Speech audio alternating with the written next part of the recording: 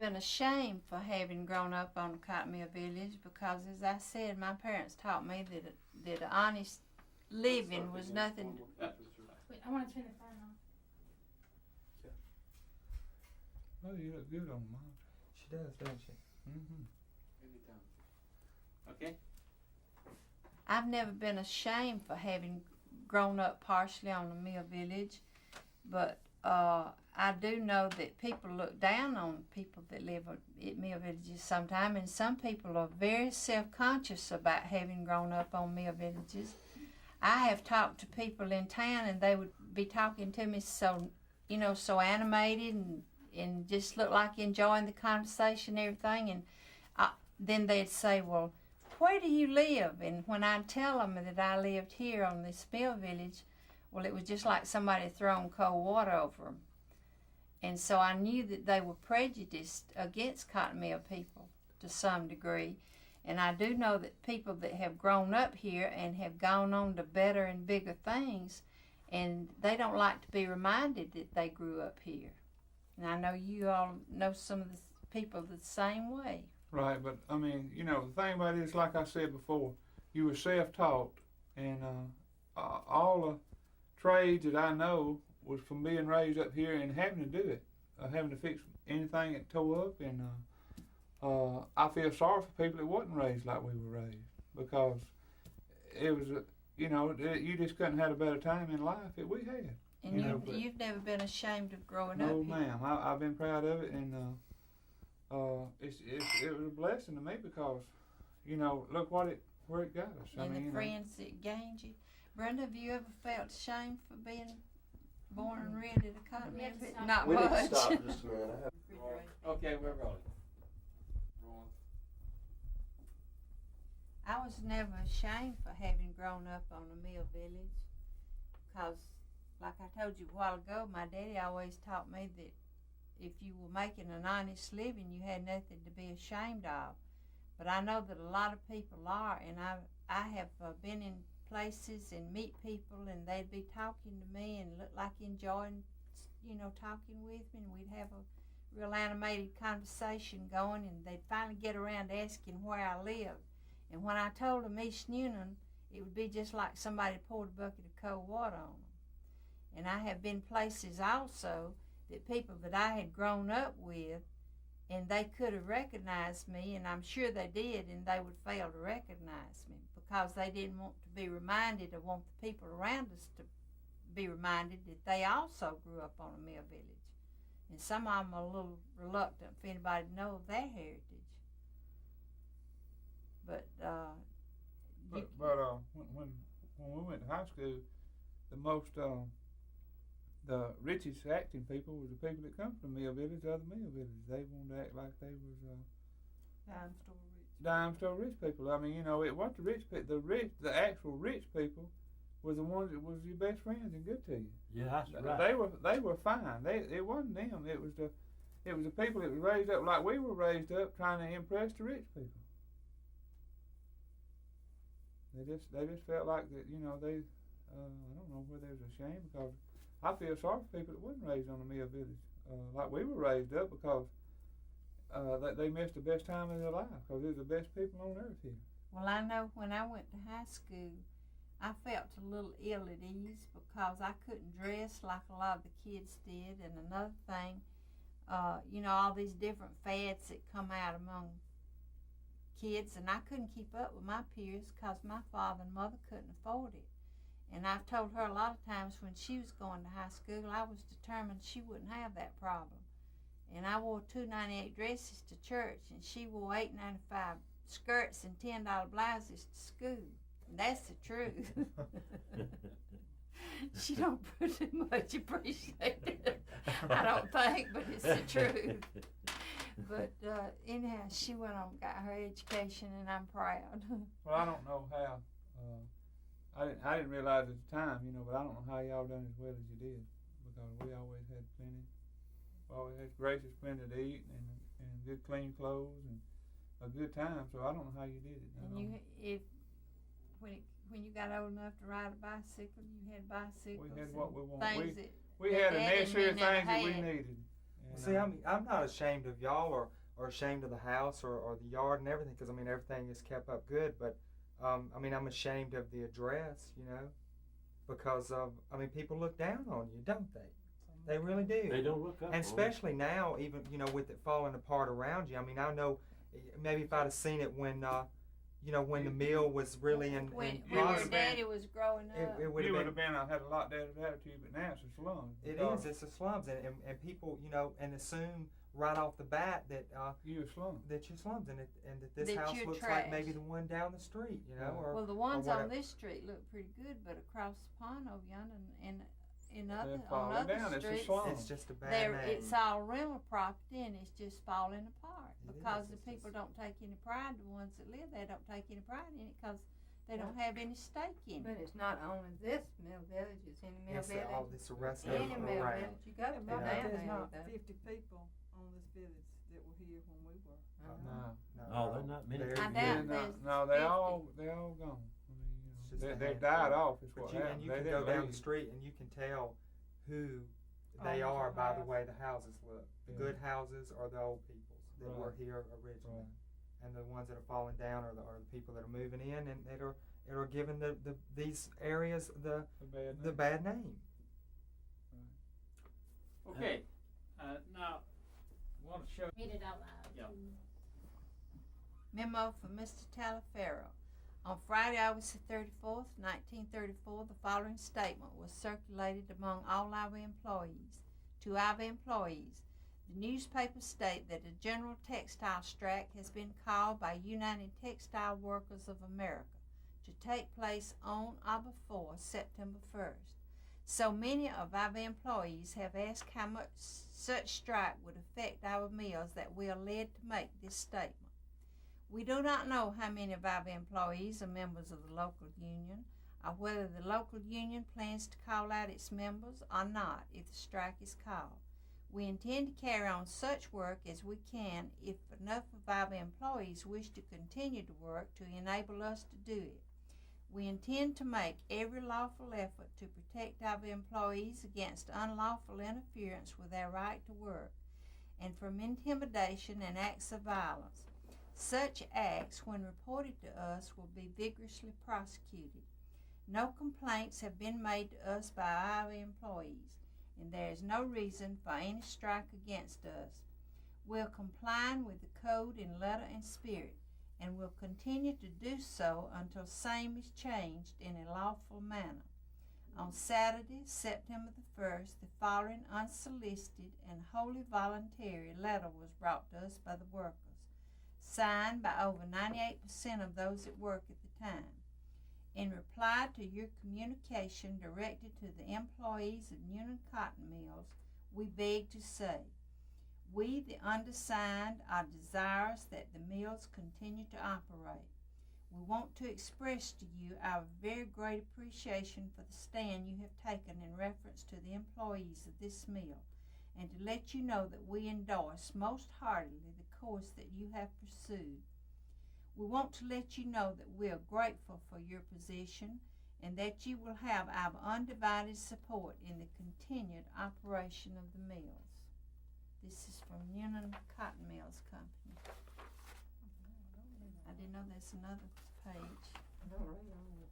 Just read the first one. Okay.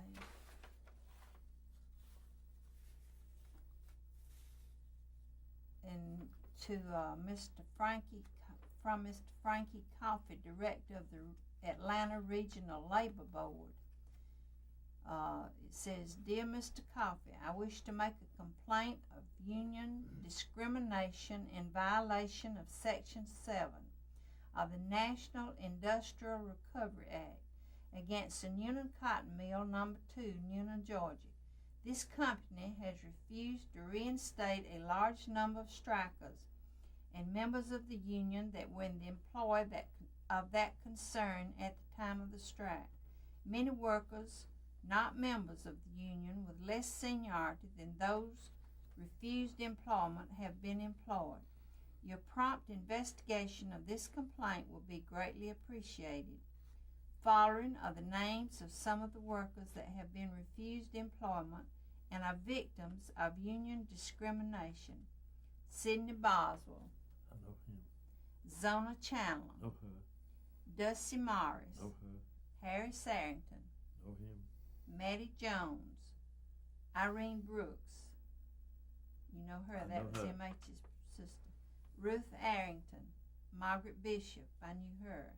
Maddie Brooks, you knew her. Marie Morris, Luella Bishop, Verna Brooks, you knew all of I those. knew every one of them.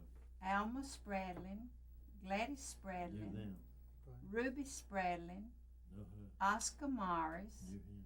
Claude Cawley, C.H. Phillips, Hoyt Roberts, Sidney Boswell again, Maddie Bishop, and Arthur Duncan. Now, Mr. Arthur, we know him too. All right, all right. Arthur, he's the one down there on Sunday talking. Oh, okay.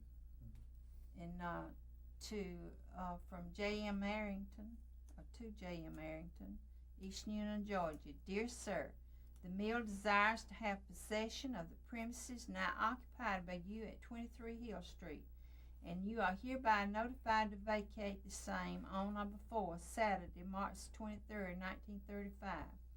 Your failure to comply with this notice will necessitate our resort to legal process. Yours very truly, Newnan Cotton Mills, and it's signed by Mr. Freeman.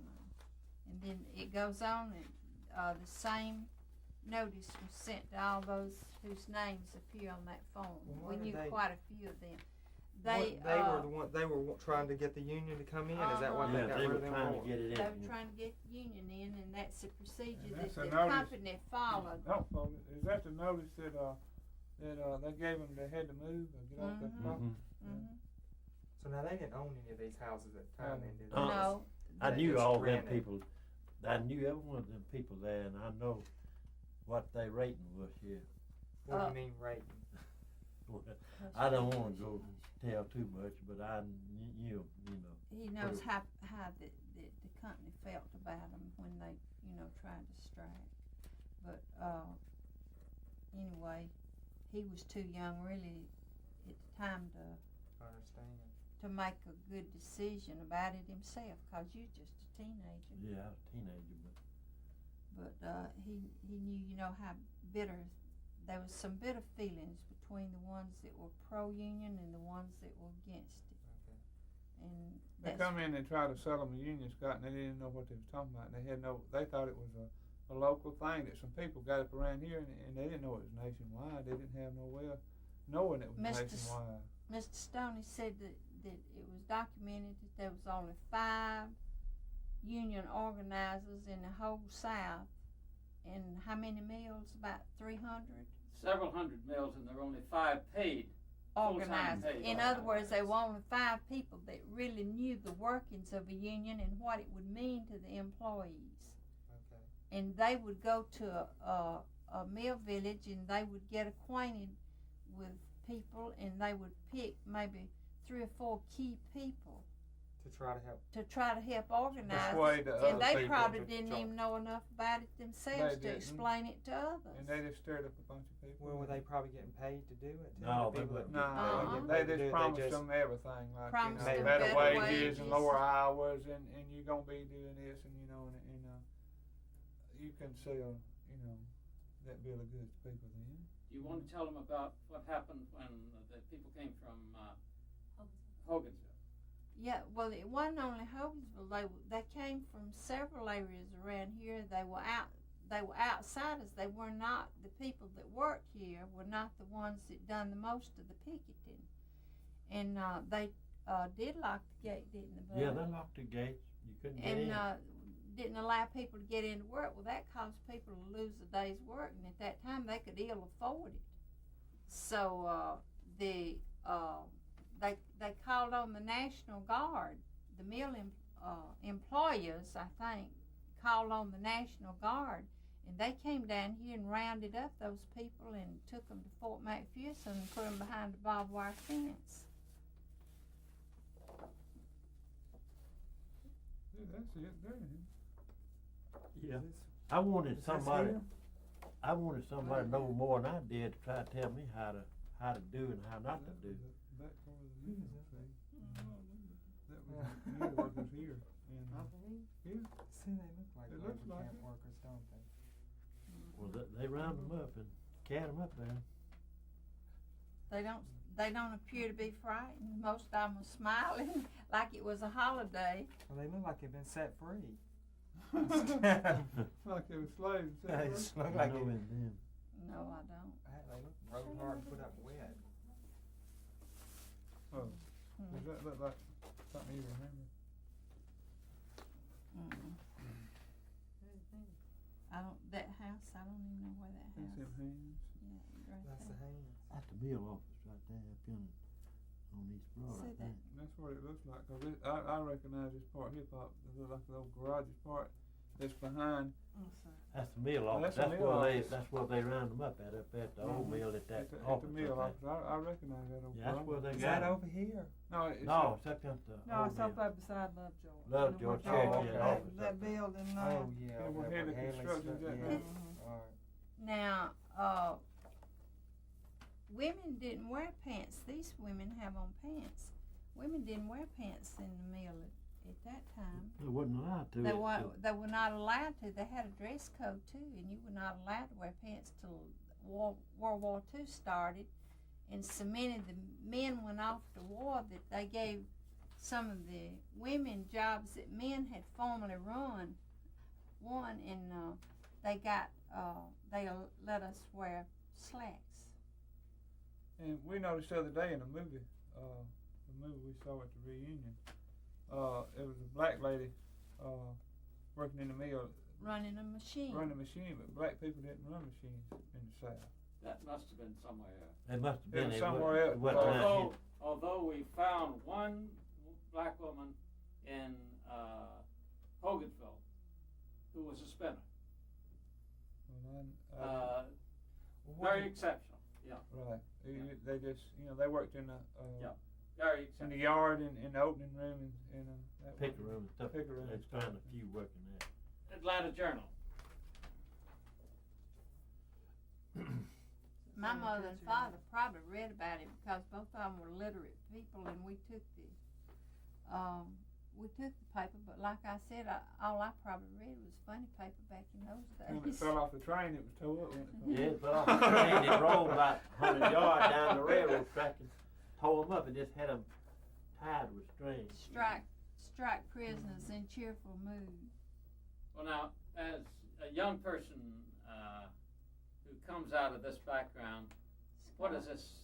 Is this brand new stuff to you? What? I mean, All About this strike. all this strike. the striking stuff. Yeah, you wasn't born then. but No, I didn't. I mean, I didn't know nothing. Now, what he's Nothing saying, about- Scott, Mm. you hadn't never heard Pop and them talk about it? About the striking Yeah. stuff? Yeah, no, you didn't know.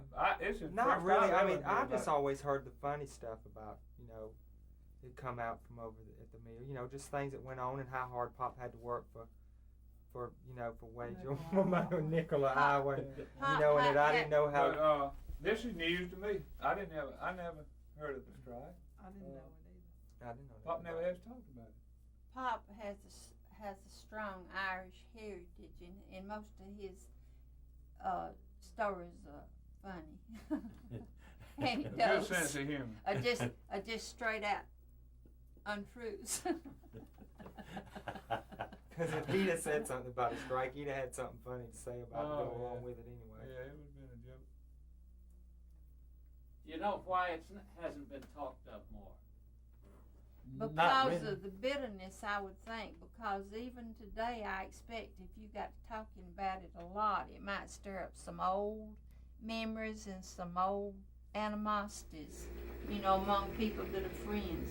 I was doing some air conditioning work for a guy that runs a local store here, and a guy that had been retired for 20 years. I know. He come up and the guy punched me and he said, "Watch me fire him up." He said, "They say they're gonna have a union over here at the mill. They're voting in a union over at the mill." Well, it's just like that you can just see the hair on the guy's neck stand up, and he just raised all kind of cane. He said every time he comes in here, I fire him up about the union, and so I mean that's probably the reason. You You taught to hate the union. Well, Oh, now, sure. most of these people, I say no, most of them, lots of these people that was in that strike, they call us scabs and stuff like that because we didn't all volunteer and come over on their side.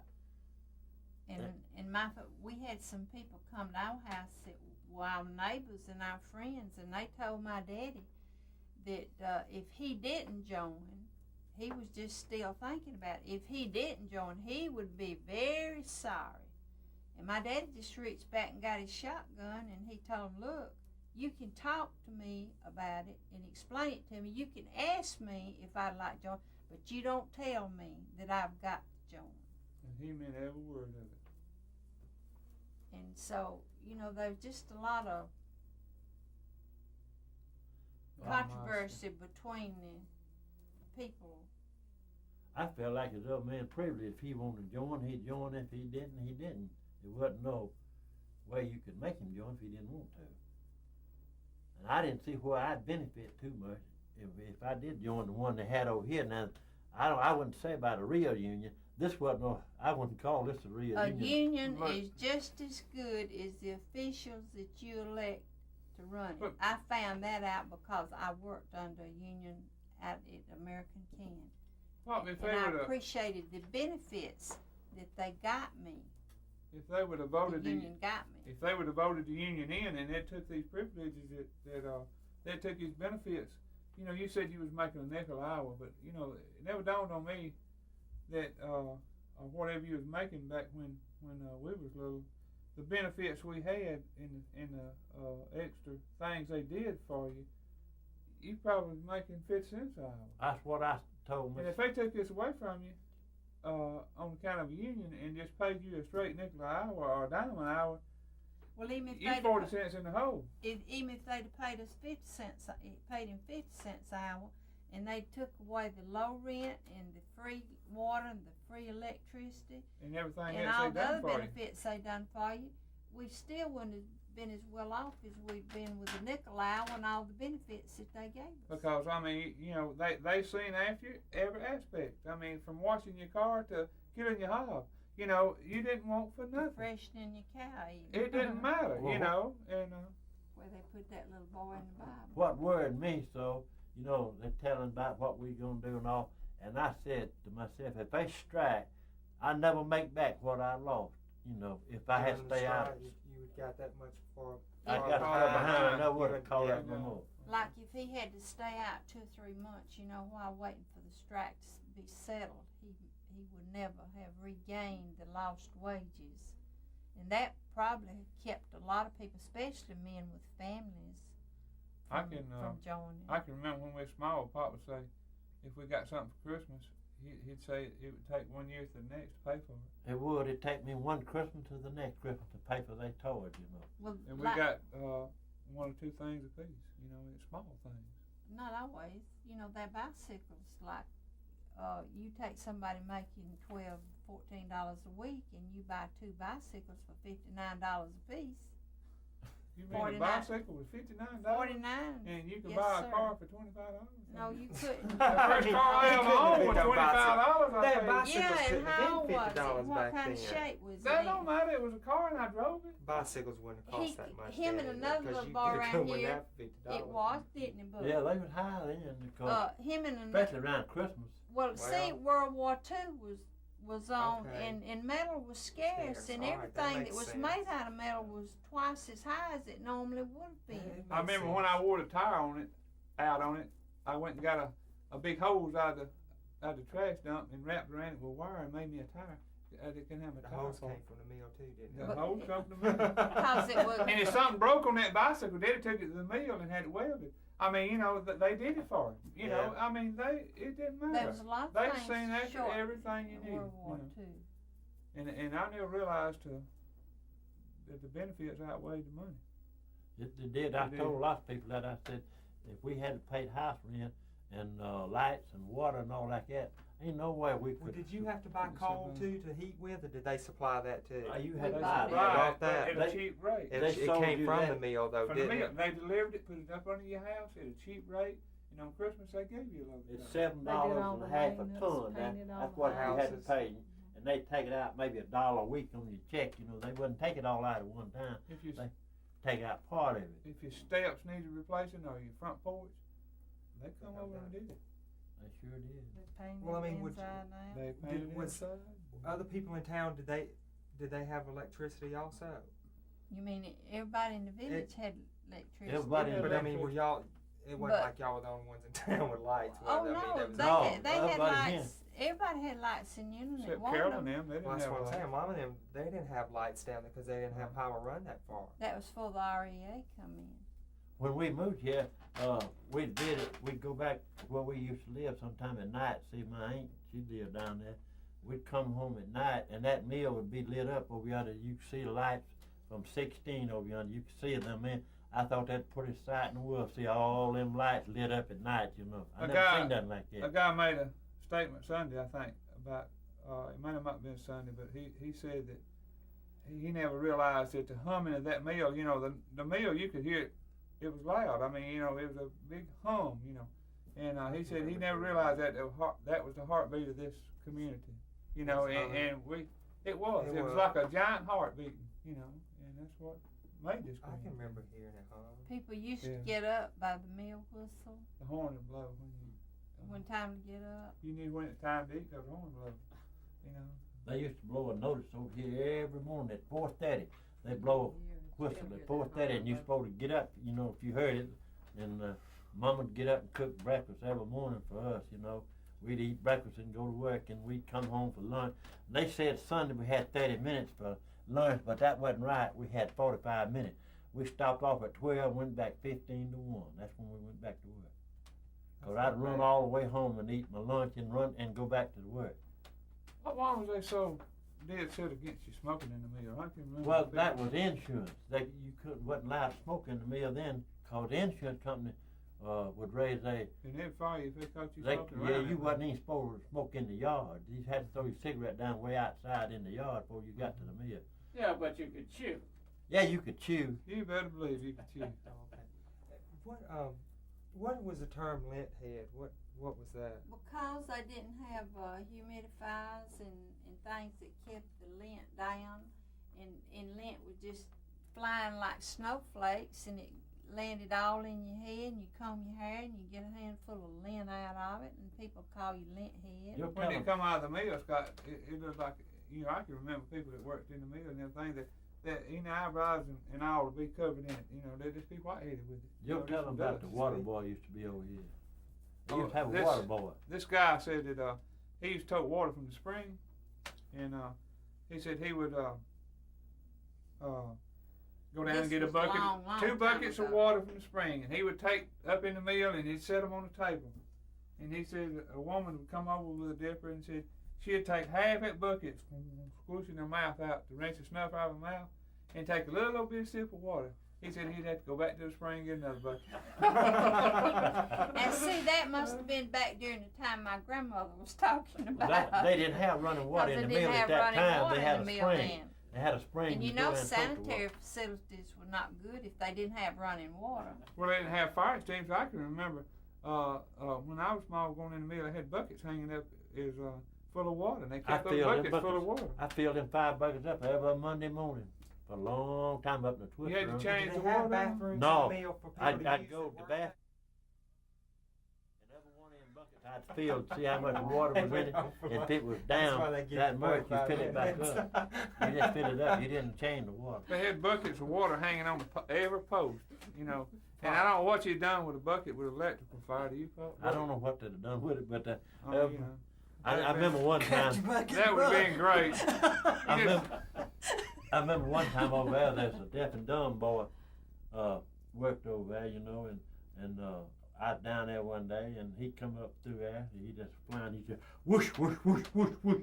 I didn't know what happened. Looked down there, and the twister was on fire, you know, and he was trying to tell us, I reckon it was on fire, he was getting out. I mean, it was a normal thing to have a fire. Yeah, you had lots of fires over there. Because then. they those motors to fill up for the lint, and it was a normal process to Now, have a fire. I want to know if they had bath- bathrooms.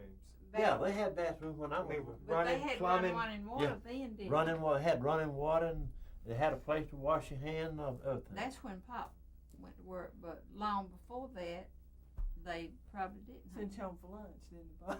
Yeah. You had to Bernie hold said it they for let lunch. you go